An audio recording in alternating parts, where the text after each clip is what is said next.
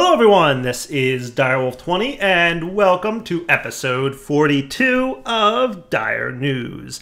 Today's Dire News episode is the promised video of my Pax East footage. So as you guys know, I went to Pax East a couple weeks ago and finally got around to compiling the footage that I filmed there. We got a couple cool games to take a look at and I just wanted to give you guys kind of like the PAX experience. So anybody who's like interested in what PAX is about, like the kind of stuff that happens there, watching the following video should give you an idea of what the deal is. Plus there's a couple cool games that I checked out, like I said, that I want you guys to see. So without further ado, here comes a dump of all my PAX East footage. Hello everyone, this is Direwolf20 and welcome to PAX East 2018. Today I'm here to show you guys what the PAX East experience is like this year. Those of you who have seen these videos in the past have a rough idea of what you might be seeing. But long story short, it's a big gaming convention for a bunch of gamers who like video games. Woo! It's a lot of fun.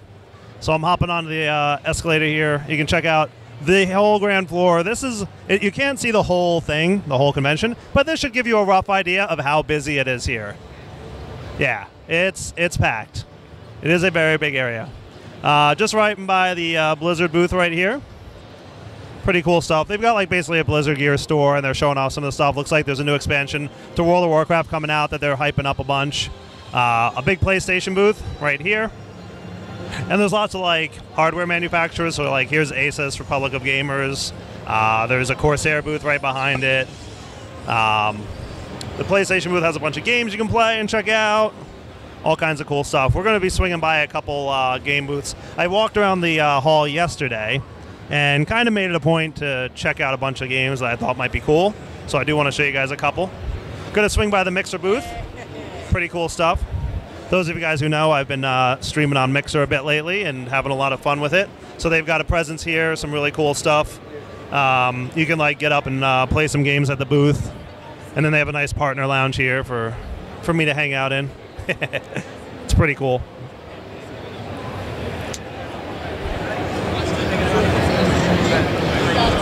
Passing by another game, Android City. I checked that out a little bit yesterday. Definitely an interesting looking game. Looks like it's coming for PlayStation 4. Might check that out if we have time. No big surprise that right next to the Mixer booth is the Xbox booth.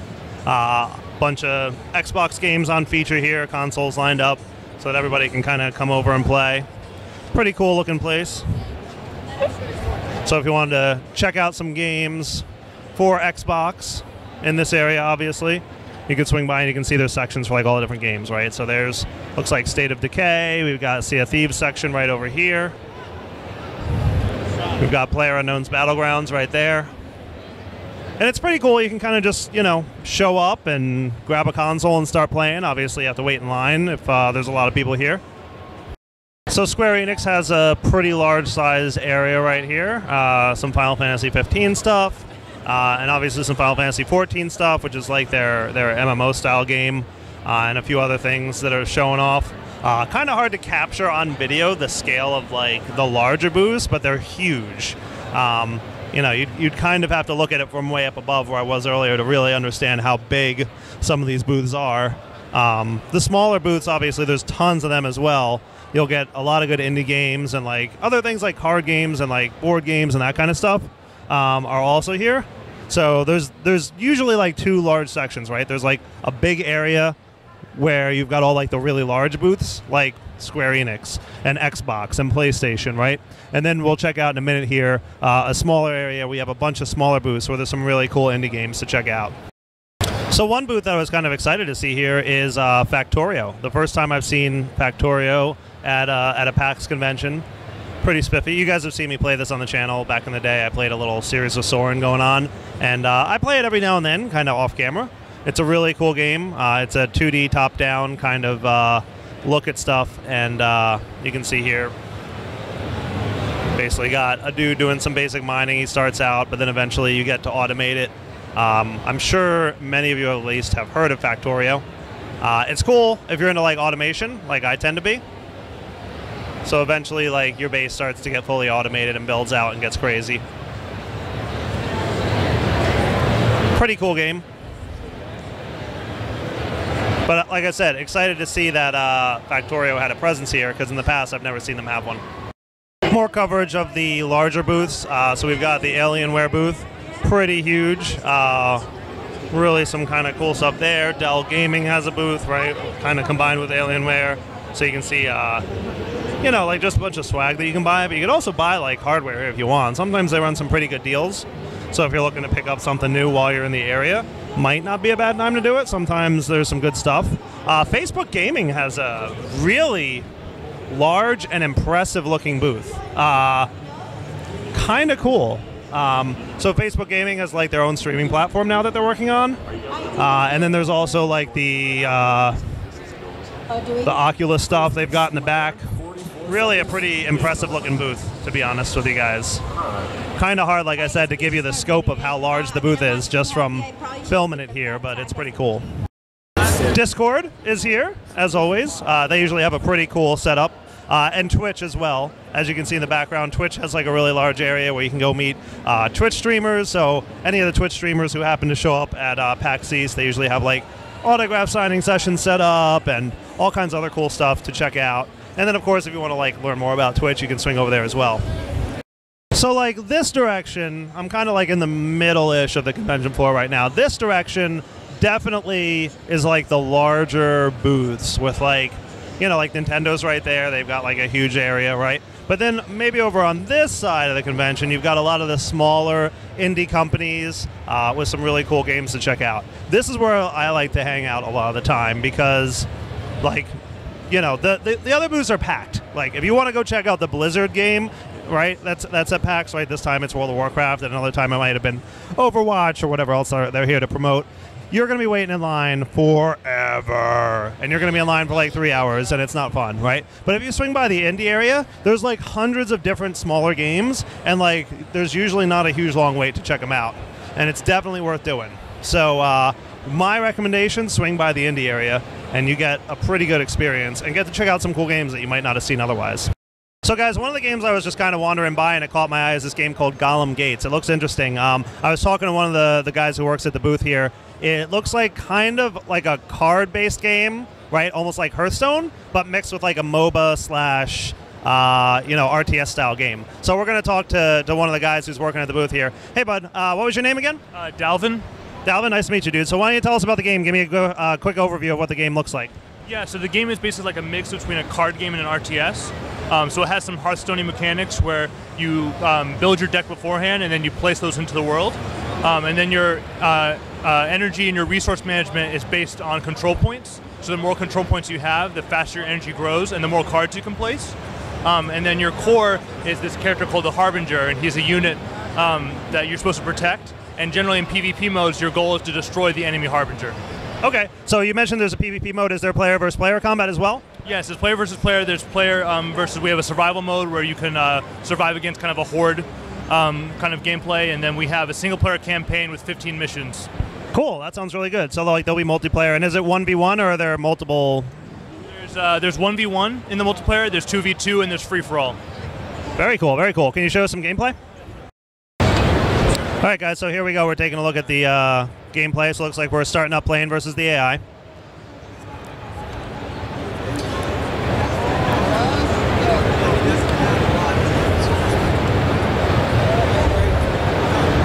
So are there different classes that start off, or is it pretty much just the cards that define the different styles? Any cards you want to put in your deck, you can. Okay, so unlike Hearthstone, where you'd have like different classes that have different sets of cards, there's pretty much like one class, and you can play any cards that you want. Deck as much as you want.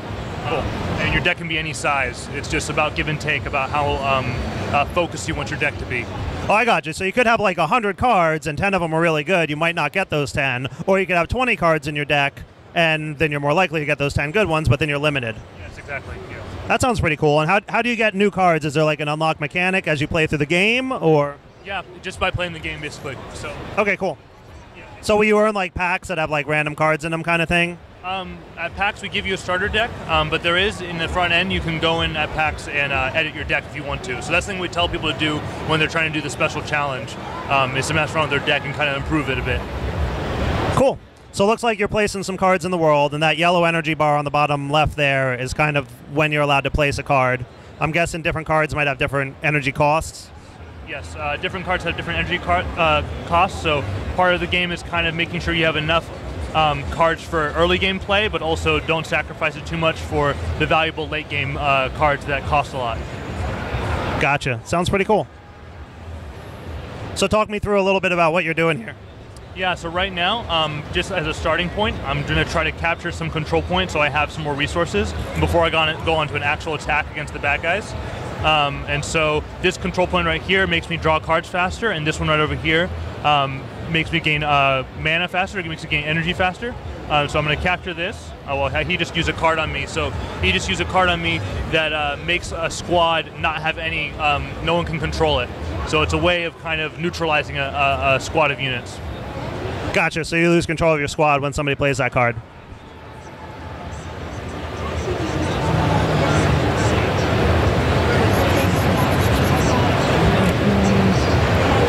Yeah, so you see there, that's a spell card, and so there's a lot of cards that just directly affect the battlefield. As opposed to spawning units or buildings, a lot of cards have things that can directly affect what a squad or what a unit is.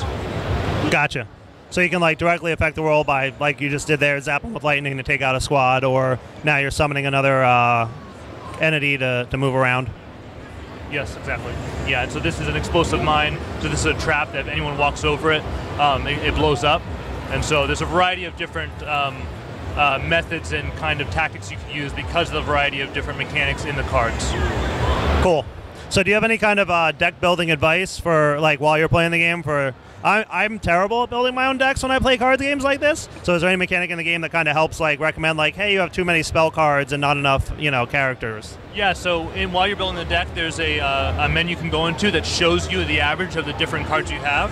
And you can also test what your starting hand might be. So it will simulate what your starting hand might be so that you don't have just high late game cards, then you can't do anything during the game. I gotcha. So that's kind of a cool idea. I've not seen that in a lot of those card style games before, where you get like a test mode to see like here's what a sample of what might be, obviously based on the randomization. Yeah. So it's to help players understand that deck building is part of the game that you're going to play. That the way you build your deck really affects how you want to play and how you choose to play. That's cool. So you're going to have multiplayer, so you can play PvP style, like you mentioned, 1v1, 2v2, and then free for all. And then you've got PvE style where you can play against, obviously, an AI. Yeah, we have PvP, PvE, and we have a single-player campaign that's kind of there so that by the time you finish the campaign, you'll have an understanding of most of the mechanics. That's probably a really good idea. I always found that when I'm playing games like this, going through the campaign is how I learned how to play it. With RTSs, part of the things we wanted to work on was deal with the learning curve, because RTSs are kind of that thing where if you're playing against someone who's really good, like you kind of have lost within the first 5 minutes because they've done some build order that is, they've done the build order faster than you and you can never really catch up. And so this game is kind of more moment-to-moment pacing, more kind of a MOBA where you're thinking about the cards you have in the context of the entire match. Right, gotcha. So obviously it's a PC game, right? Mm-hmm. Yeah. And then what are you looking to release it on? Is it going to be available on Steam or something like that? Yeah, it's available on Steam right now. So we went early access in January, and then we just released recently. Awesome, early access in January, cool. And do you have like a rough time frame for when it's going to be full release? Oh, no, it came out March 28th. Oh, so it's full release now. Awesome, so it was early access through January, now it's fully released, so available on Steam now. A MOBA style kind of card game, card building game. That's neat. Any final thoughts that you want us to know about? Just buy the game in bulk. Just buy thousands of copies of it. That sounds like good advice. Yeah, definitely. Buy them for your friends, grab a couple. But no, it definitely looks like an interesting game. I think it looks really cool. So thanks for taking the time to show it to us. Thank you. All right. Take it easy, dude. So next up, I'm swinging by the Tiny Build booth. Because there's a game over here that I've been kind of keeping my eye on for the last few months, and I saw that they were going to be here. And it turns out that I kind of sort of maybe know one of the guys who's working on the game. He's I don't know him directly, but I met him recently. He's a Mixer partner, and he streams on Mixer. And he's also been working on this game called Outpost Zero. And the concept of the game is actually pretty interesting. Long story short, you're like a robot that has been sent to an alien planet to like help prepare it for human settlements. And you start off, your robot can't do a whole lot by himself, but he can build other robots that help automate tasks. So we're going to check this game out next. All right, guys, so I'm here with Dan. Hey, Dan, how's it going? Good, great.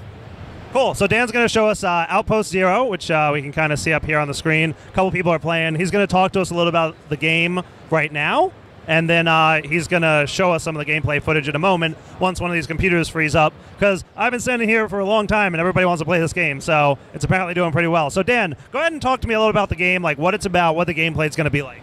So in Outpost Zero, you play as a robot overseer who's sent to an alien planet to harvest resources. Do you want me to hold the mic?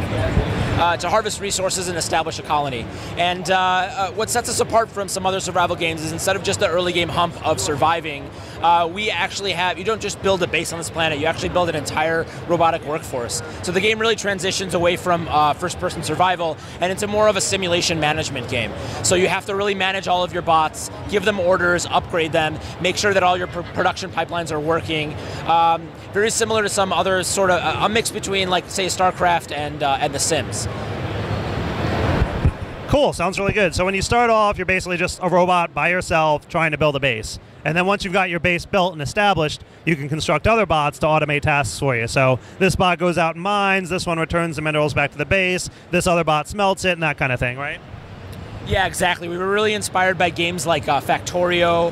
A really great way to think of us as almost like a first-person RimWorld, right? Like, we really want to have a heavy simulation aspect to the game, but we wanted to do it in such a way that players could approach it in a very intuitive way. You know, a lot of people play survival games, so they kind of know off the bat how it works, but then later on, you can really dive in deep into the simulation aspects of it. Cool. So early game survival is obviously getting a base set up, but then once you've got a base, usually games kind of get like real easy, right? Like there's nothing else to do. All right, I built my base, now what? So what happens once you've got your base established? So once you've built your base, you've kind of established a profitable little colony going here, and that's going to attract pirates to come raid your base. So that's going to increase in difficulty rather drastically, and you're going to need to figure out how to upgrade all your structures to defend against that, build defensive emplacements, do all these things that you're not going to really be able to do all by yourself. You're really going to need to rely on your drone workforce in order to mine things, get you the resources you need, upgrade those resources into higher level things. Gotcha. So is it a single-player game, or is multiplayer also a thing that's available? Yeah, so we will have PvP online dedicated servers where you pit yourself against other players, but we will also have a single-player mode, as well as PvE servers that community can host, and you can just play with your friends against varying degrees of pirate difficulty. If you want, just crank it all the way up to infinite, impossible pirate difficulty and see how long you can last. Gotcha, cool. So single player is a thing, multiplayer with friends just against the computer, or multiplayer against each other, so a PvP kind of style world. That sounds really cool. All right, so once a computer frees up here, we'll take a look at some in-game footage, and we'll take a look at what some things look like. Thanks, man. Appreciate your time. All right, guys, I'm joined here by Cabbie. Hey, Cabbie, what's up, dude? How's it going? Cool. Hey, you're a mixer partner, aren't you? Yep. Oh, all right. Yeah, I like your shirt. Very cool, man. Very cool. That makes two of us. All right, so Cabbie's here to show off this game for us. So Outpost Zero, pretty cool. So you've just started off in what looks like a pretty cool landscape, alien planet, right? Yeah, that's correct. The location is is an alien planet called Gaia. So you start off, you're a robot, right? Pop into third person. I want to see what your robot guy looks like. Nice. So you've got basically like a couple handy tools that you start off with that you can do some basic mining with, or defense, as it were, as there's this isn't an entirely peaceful world, is it? No, a little hostile.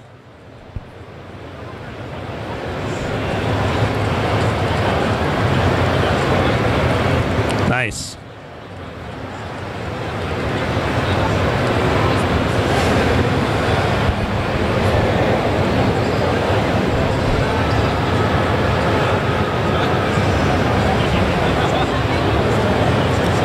So once you first land, I assume that your primary mission is collect a few resources and get a base going?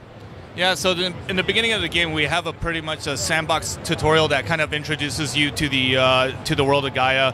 Kind of gives you a few pointers in terms of like the tools you start out with, how to use a few different keys for different features of the game, teaching you the basics of like finding resources on the map, opening up, closing the map, and like which resources you need to gather to start setting you up for base building and things like that. Sounds cool. And you're a robot, so you don't need to eat or drink, but I'm guessing you need some kind of power. And I believe on the bottom left-hand corner here, we can see your health, shield, and power resource, I believe. And once you have a base up and running, you can start recharging yourself. But there's also some natural resource nodes nearby around the planet that allow you to recharge your battery at a much slower rate, I think, than you would from your base. But, you know, it's until you get a base up and running. Cool. Well, it's not public on Steam yet. It's set up on our site. I really like the environment. Like, the world is beautiful. Like, huge, much farther than I'm used to, field of view and range that you can see. Like, there's not, like, you know, fog 10 feet in front of you. Very cool. So 2 major resource nodes. There's metallic resource nodes, and I'm guessing there's a few different types of metals, right? Yes. Yeah. Yep. And then there's carbon resource nodes, so you can get that from trees and maybe some coal somewhere or something like that. Yeah, basically anything that, any kind of plant life, trees, things like that, you can harvest for carbon. Carbon is our basic matter for burning, for fuel, and various things for crafting. Gotcha. So you'll be able to use the trees that you're chopping down here as a fuel source and as a building material eventually. Yes, correct.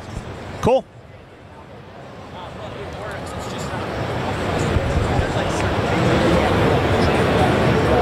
All right, so once you've got your resources established, it's time to build a base. So let's see what that looks like.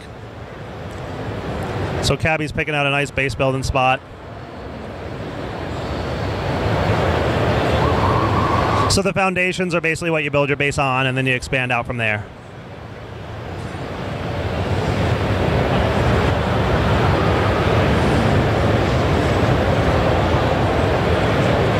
And obviously there's sound in this game, but you know, we didn't hook up the headset to the video recorder here. So use your imagination.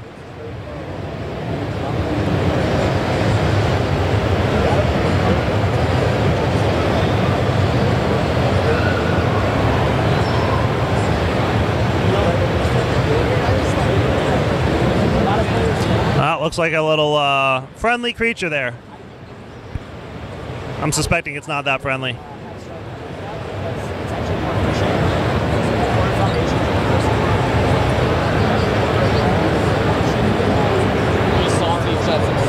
He's salty. He's got some sodium. Nice.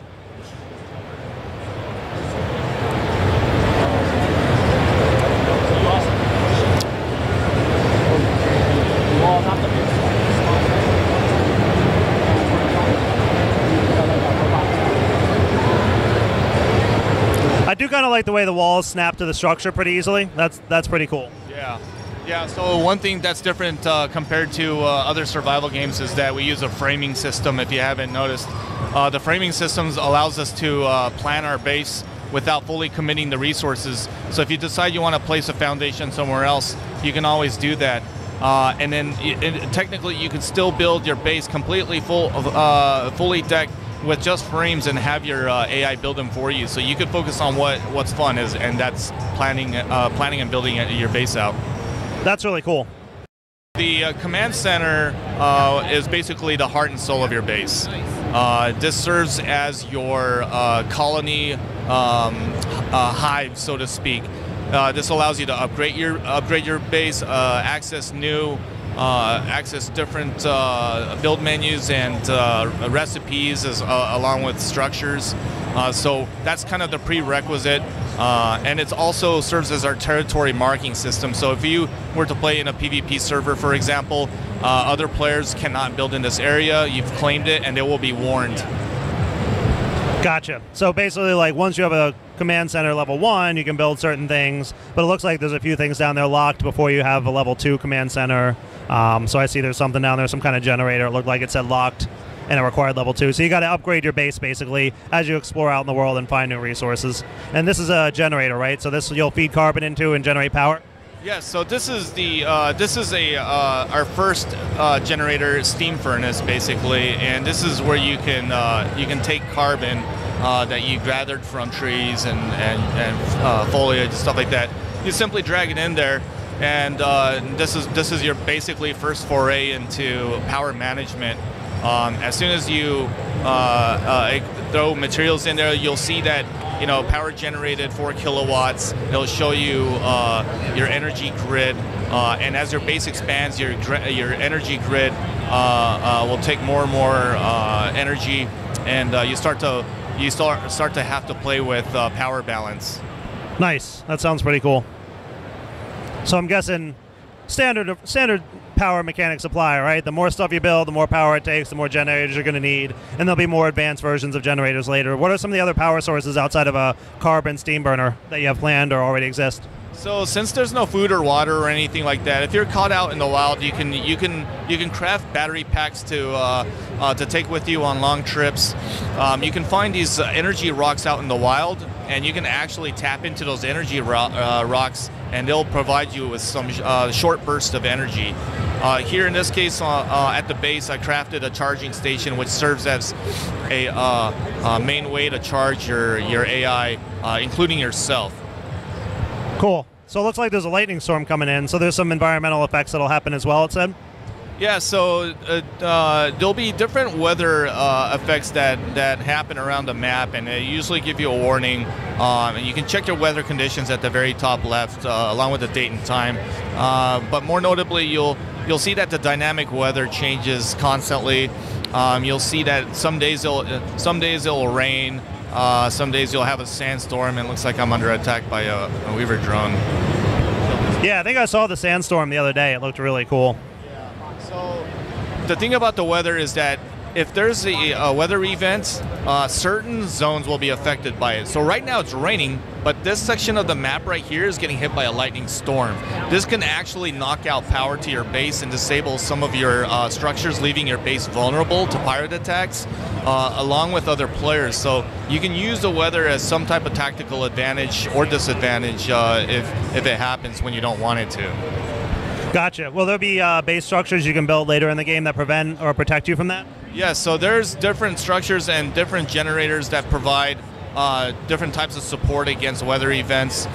So for example, lightning strikes, you'll be able to place and build lightning rods on top of your base and actually convert those strikes into power that you can store.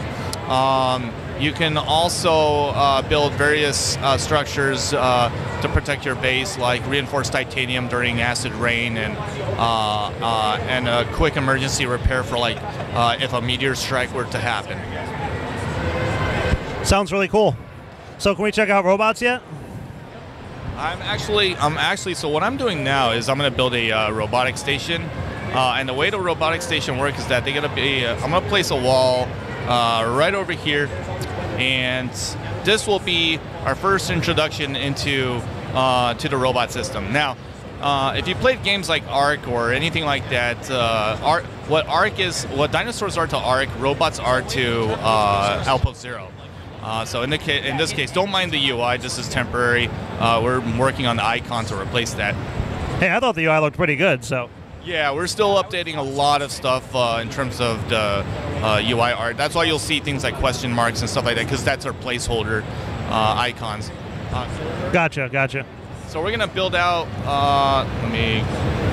We're gonna build out our robotic station, and we're gonna show you how the crafting and the AI works. So in this case, the robotic station is powered. I'm good to go here. And the tutorial is actually kind of running us through what you're going to do. You should now be prepared to create your first robotic minion. So we're going to access the info here, and the first thing that we can craft at Tier 1 for our Tier 1 colony is the autonomous drone. And so it shows you what materials that you need, and when you're ready to craft, all you do is hit craft, and then you're ready to actually manually build it out. As the blue bar goes down, it'll complete. This allows us to plan crafting, certain crafting recipes that you can add in queue, and have your AI in the future actually just build them instead of you. Gotcha, so that's cool. So eventually you'll have a robot that can craft for you rather than you having to do it. So the goal is to eventually have pretty much everything automated. Yeah, exactly. Kind of like a mini assembly line, because what's going to happen is you're going to need a lot more resources of certain types. If you focus on weapon building, building weapons or structures or upgrades, you need steel. You'll need a furnace, for example, to start smelting. And you could just queue up steel, for example, and then just have your AI just sit there and literally craft, because it does take time to make, and it's better that the AI do it rather than you. Gotcha. So how many different types of robots and different types of commands will robots be able to do in general? Like, are we talking a couple dozen type of robots that are going to be available for you? So right now we have two types of robots. We have the drones, and then we have the humanoids. Starting from tier 1, you'll be able to craft the drones, which do simple commands like follow, mining, building, crafting, patrolling, and they'll follow you around. And whenever you set them to do certain tasks, they'll run over there and do it. So in this case, the humanoids are a later tier. But the drones are our initial tier. You can upgrade them, so they become stronger if you like the drones. But later on, you can craft humanoid bots that serve as your strongest workforce in terms of the AI. Gotcha. So between the different drone types and upgrading the different drones and the different commands each drone can do, you usually have a couple dozen different options, really. Yeah, the thing is that the drones are cheaper to make, and we want that option for players rather than having a giant grind wall between making a humanoid AI bot. Gotcha. So the drones will definitely service you well, but once you get more towards endgame, the humanoid ones will be nice. Very cool. I like it. So he's going over there. He's going to mine the tree for you. And then will he automatically return those resources, or is he going to hang out? So what he's going to do is he's going to hang out, and if a location gets clear of resources, he's going to go explore. If he's close enough, he's gonna make a waypoint automatically to go back to base. If you have a storage locker set up, he'll store them, or he'll go straight to your steam furnace if he's got carbon and place it in there for you. Gotcha. Now, will trees be renewable? Can you plant new trees and have them grow? Yeah, so trees are renewable. They will regrow after a certain amount of time. We don't have anything like seeds or anything like that where you can plant trees, but we do have an organic system for a greenhouse later on towards the end game. Sounds really cool. Yeah, so the game looks awesome. It's definitely my style of game, right? Like survival, build things, and automate things. So I'm planning to check it out. So definitely look for this in the future on the YouTube channel somewhere. I'll probably do a game spotlight on it once it's more in a stable state and once you guys are available to grab it. Cool, guys. All right, thank you again, Cabbie, for showing us the game. It looks really neat. Absolutely, thank you. Thanks, dude. Take it easy. All right, guys, so that completes the Pax East footage. I hope you guys enjoyed getting a feel for what Pax East is like. Hope you guys liked a look at the couple games that I decided to show you. The last one there, Outpost Zero, definitely caught my eye. And as a matter of fact, I just got a key for it. So I'm going to be checking it out. And you guys might see like a game review or something on the channel in the future about Outpost Zero. So for now, Donald20 signing off. Hope you guys enjoyed this episode of Dire News. Take it easy.